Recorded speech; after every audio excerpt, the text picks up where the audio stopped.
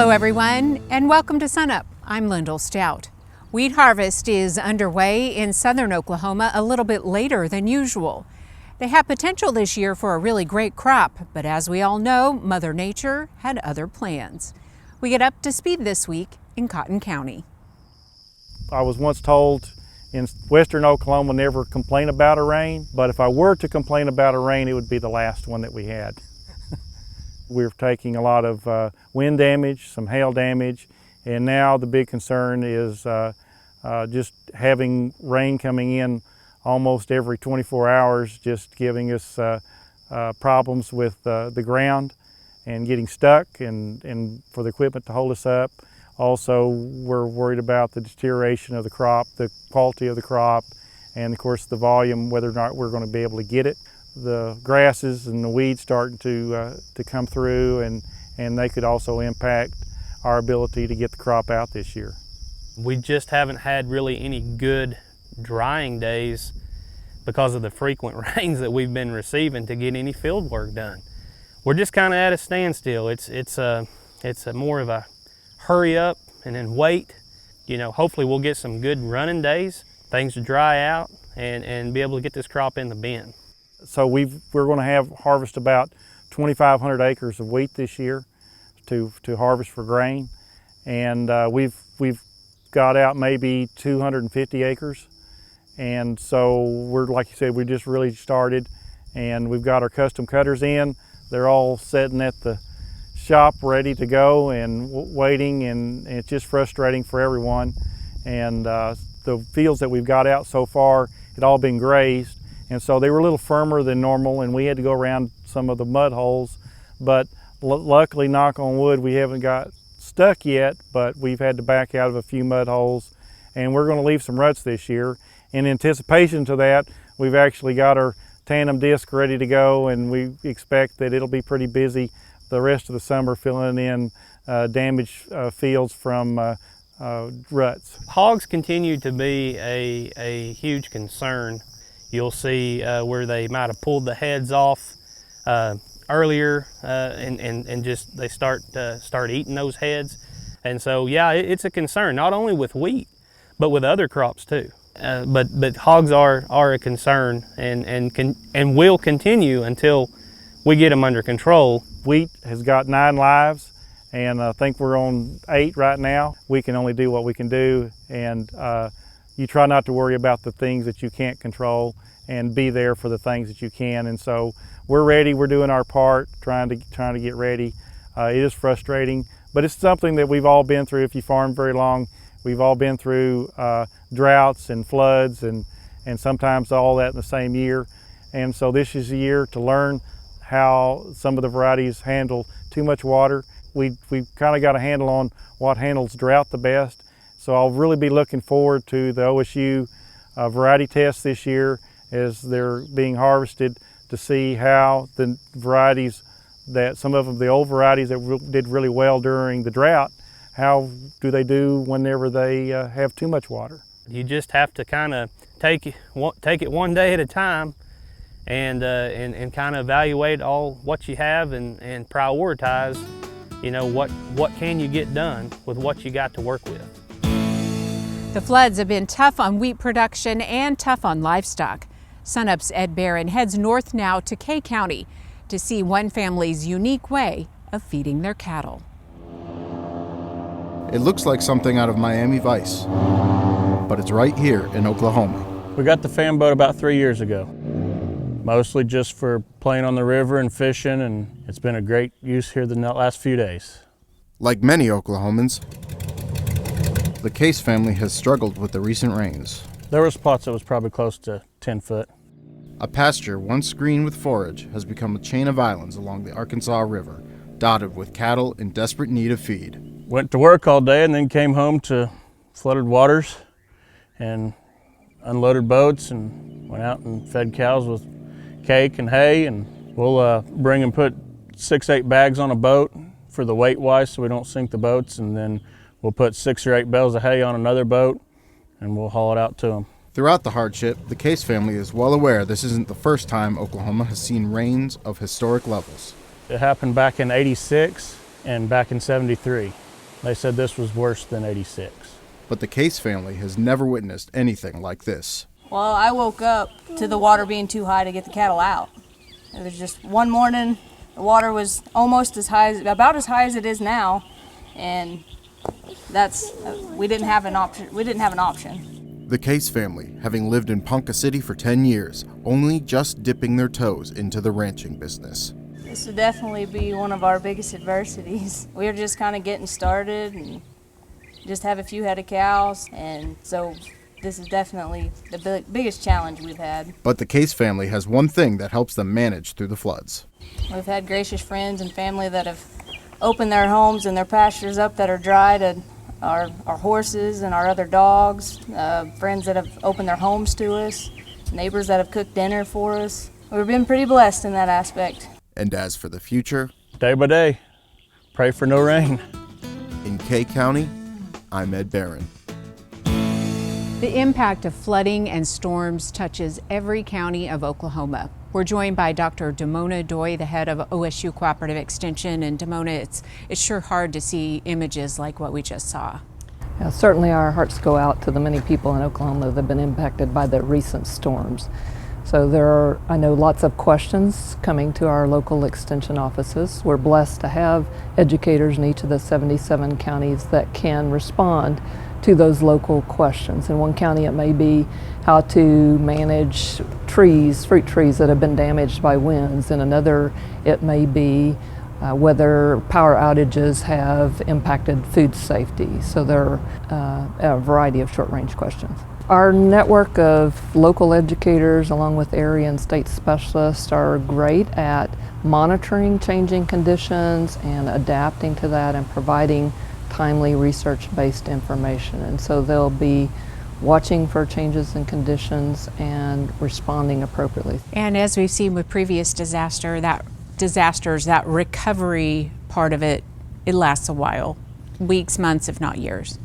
Right, and so we expect that we'll be adding new material to, for instance, our websites, but we have lots of fact sheets, we have videos that people can look at and point to now for answers to questions that range from managing their septic systems to controlling mold and mildew and managing pasture that's been flood damaged. Lots of content. So the best bet, of course, is always just to check in at the county office near you, right? That's right. Our local educators are well informed and also have access to our network of specialists statewide. Okay, thanks a lot, Damona. And for a link to the county office nearest you, as well as a list of disaster resources available, just go to sunup.okstate.edu.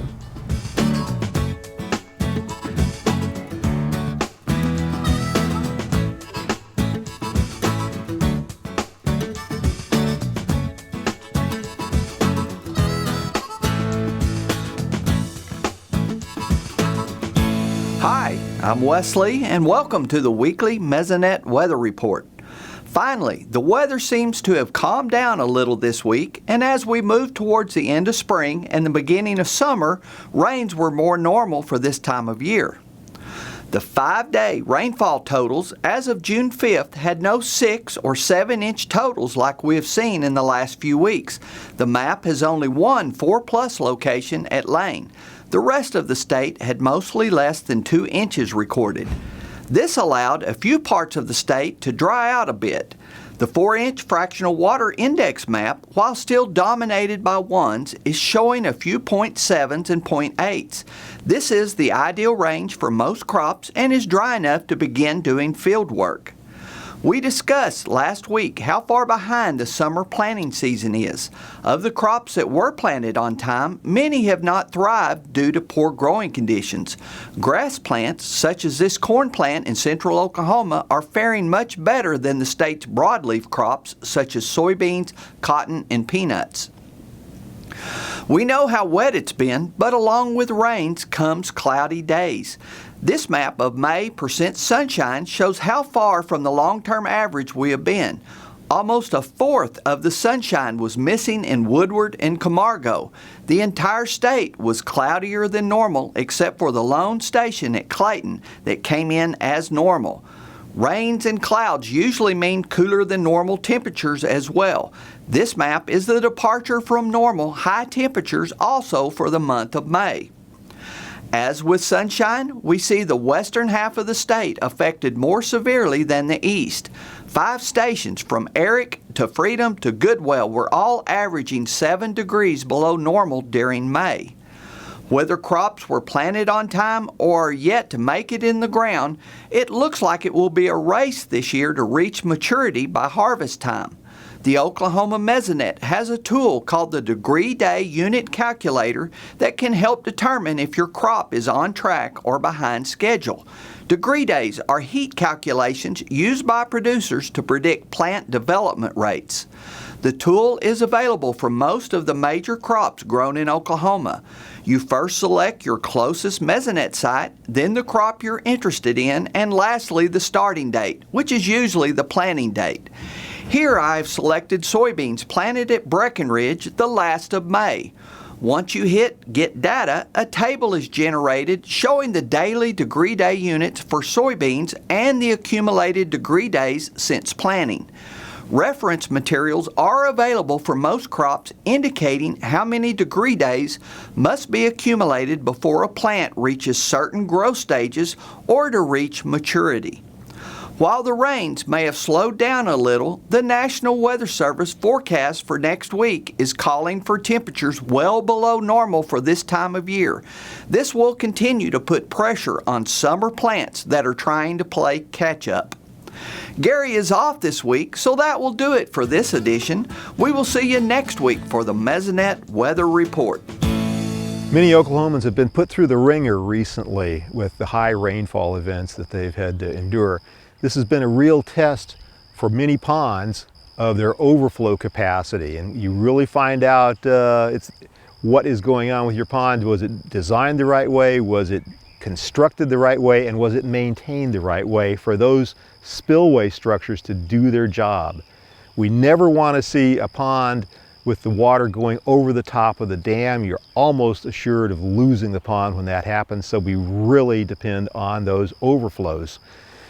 Some people have been calling in with problems with clogged overflows, clogged by floating debris. It's never safe to try to unclog an overflow when the water is still flowing. You need to wait until afterwards and perhaps talk to NRCS about design alternatives to perhaps prevent that from clogging the next time. But the auxiliary spillways are another important thing to look at after the flood. Those flat channels that are usually off to the side of the main dam where the water is flowing overland. You want to make sure if there has been any erosion that's gotten started during that overflow event. If so, do not delay. Get that filled and revegetated as soon as possible to make sure that that structure doesn't continue to erode, and it can erode even more rapidly during the next overflow event if we leave those areas bare and unprotected. Anytime a pond overflows, the fish are gone. If you have a pond that's in a floodplain and it floods, and unfortunately many people do have that situation, pretty much you need to reassess what, if anything, you have left in that pond by fishing it to try to determine. You may have lost most of your fish. You may have gotten some new fish that you may not like to have in your pond. So do a fishing assessment of the pond after the flood. Heavy overland flow can carry fish, allow fish to make their way across the surface overland for quite a long distance. And in particular, I draw your attention to common carp. They are notorious for swimming not just downslope during overland flow events, but they can swim upstream and across spillways. They are very good at getting into ponds from lower elevations, but of course we're also concerned about whatever might be washing in from ponds above you that would be undesirable. Well, wheat harvest has started and wheat prices are on a roller coaster, and there's some odd things happening in the grain markets. So Kim, let's break this down. Let's start with wheat harvest. What's going on? Well, you look at what's going on, it's just getting started. Some fields are too wet to get into. Others, you've got the low clouds, you've got the high humidity, and that wheat's just too wet, won't dry out enough. elevators in southern Oklahoma, southwestern Oklahoma are getting in a few loads. The yields have been relatively good, really good in some cases. The test weight's been relatively good. Too early to know about protein, and it's really too early to know about what this crop's going to look like. So why are the wheat prices up on this up and down trend? Well, if you look at the roller coaster rides, you know, we got about a 90 cent to $1 increase in prices. We knocked them off around 40 cents this last week, maybe a little more than that. We got the Mexico tariffs. Mexico's our #1 buyer of wheat. Of course, that makes the market nervous. Plus, the USDA came out with that crop conditions report. You look at wheat conditions, they're significantly better condition than what the market expected. And you've got the funds that were record short in the market. They're out of those shorts, but they're not going and they're not buying the contracts. So there's nothing to hold that price up. So moving on to grain markets, why did Smithfield Foods buy Brazilian corn? Well, you look at what the costs are. LYNDALL came out with a report earlier in the week that if you were shipping wheat corn out of Ohio into North Carolina, it's going to cost you about $6 a bushel if you could find the transportation to get it there with the floods and the waterways and stuff. But you could bring a cargo load of corn in from Brazil for about $5 a bushel. So you save $1 plus you've got the transportation to get it there. That's why they bought that corn. So moving to soybeans, what's going on, or what's the latest news with China and the U.S.? Well, you look, before we had this last flare up in the trade spat or trade war, China came in and they'd bought about 260 million bushels of soybeans. With the floods and the problems with transportation and shipping, we're having trouble getting that down to the ports to load that out on cargo and get it to China. So China bought soybeans and we're having trouble delivering it. So overall, what's going to happen with U.S. grain markets? With all the variability that's going on with the wet weather and the wet conditions, we don't know what our planting acres are going to be in corn. We don't know what they're going to be in beans. We don't know if the rain's going to continue. You look at wheat, is it going to dry out enough to get this harvest in, or are we going to have sprout damage? There's just a lot going on in the market right now. You got the Mexican situation, you got the China situation. That's why we got a roller coaster market, and I believe it's going to continue. All right, thanks, Kim. Kim Anderson, Grain Marketing Specialist here at Oklahoma State University.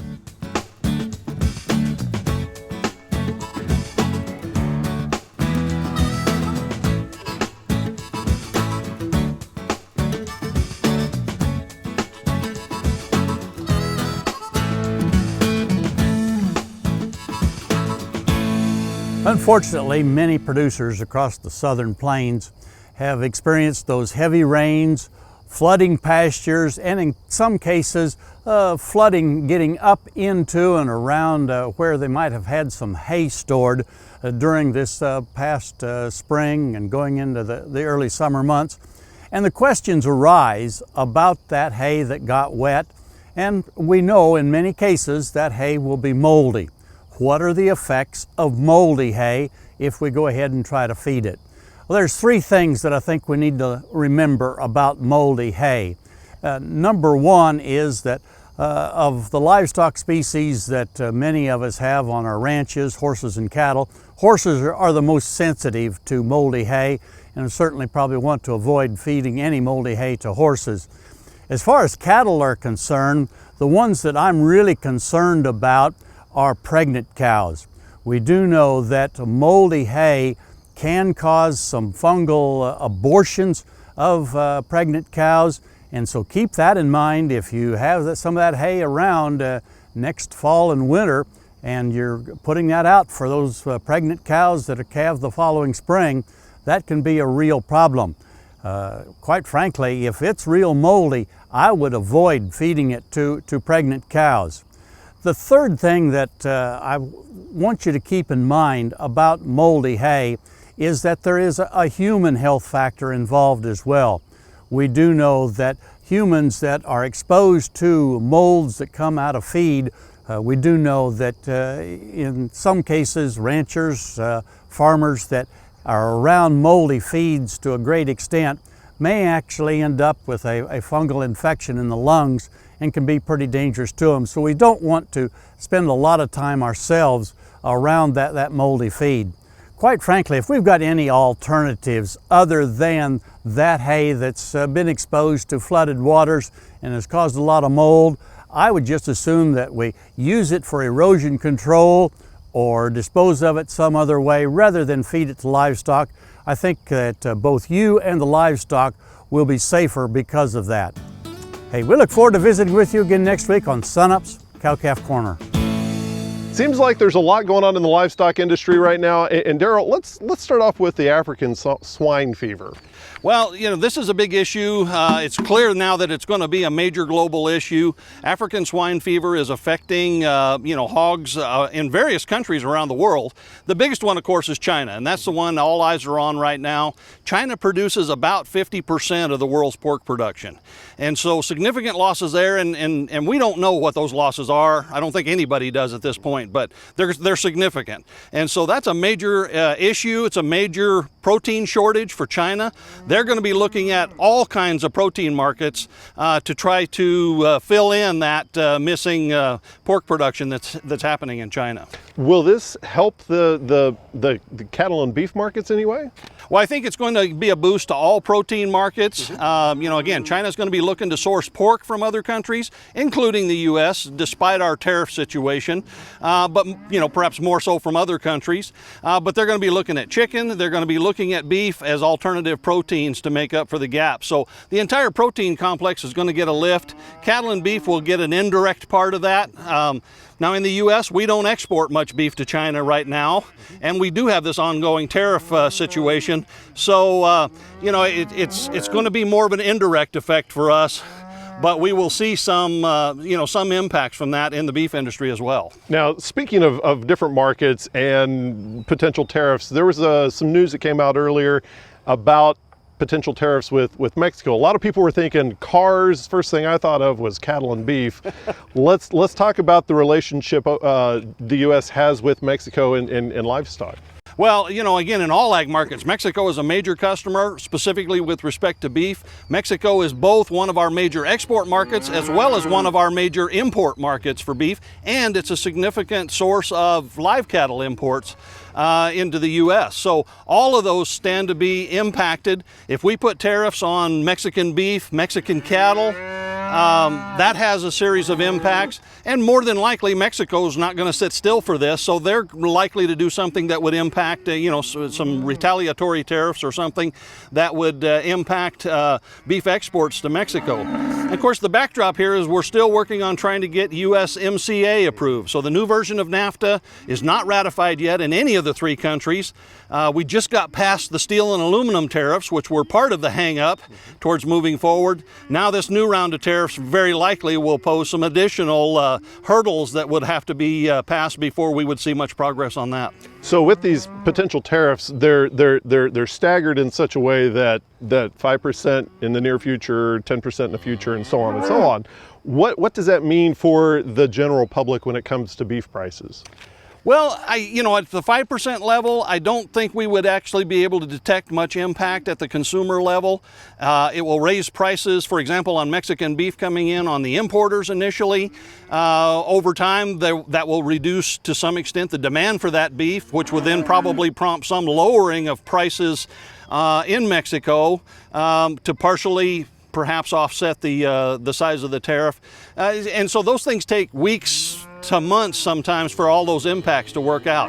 Now, if we accelerate up to the 10, 20, 25% level, then those impacts potentially could become much more apparent much more quickly in terms of not only beef, but many ag and food products that we import from Mexico. Okay, well, thank you very much, Derrell. Derrell Peel, Livestock Marketing Specialist here at Oklahoma State University.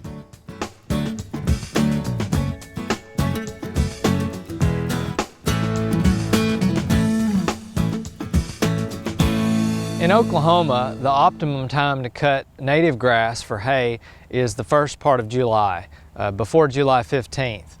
This will optimize the amount of total forage with the quality. If you wait till after July 15th, the quality of the forage starts declining rapidly, and if you cut the hay in June, then you're not going to get a lot of production. There's just not going to be a lot of biomass. You're not going to have a lot of bales, although the quality would be very high. So neither cutting is very good. The first one is high quality but low quantity. The second one is just the opposite. So to really optimize, we recommend that people cut the very first part of July. Research has shown that multiple cuttings on native grasslands can shift the plant community to something that's undesirable from a hay standpoint, also from a wildlife standpoint. If you're out cutting hay during May or June, you're going to cause a lot of wildlife mortality, and you're not going to optimize the quantity and quality of the forage that you could be cutting for hay. So in addition to the wildlife benefits, there's also a lot of insect benefits. And people are increasingly concerned about pollinators. Pollinators, of course, are critically important for our food supply. So there's just a lot of negatives that you need to think about when you're mowing during that peak blooming period of early summer.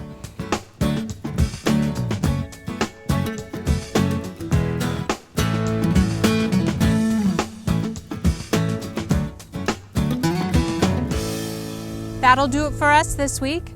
Remember, you can find us anytime at sunup.okstate.edu and also follow us on YouTube and social media. I'm LYNDALL STOUT. Have a good week, everyone. And remember, Oklahoma agriculture starts at sunup.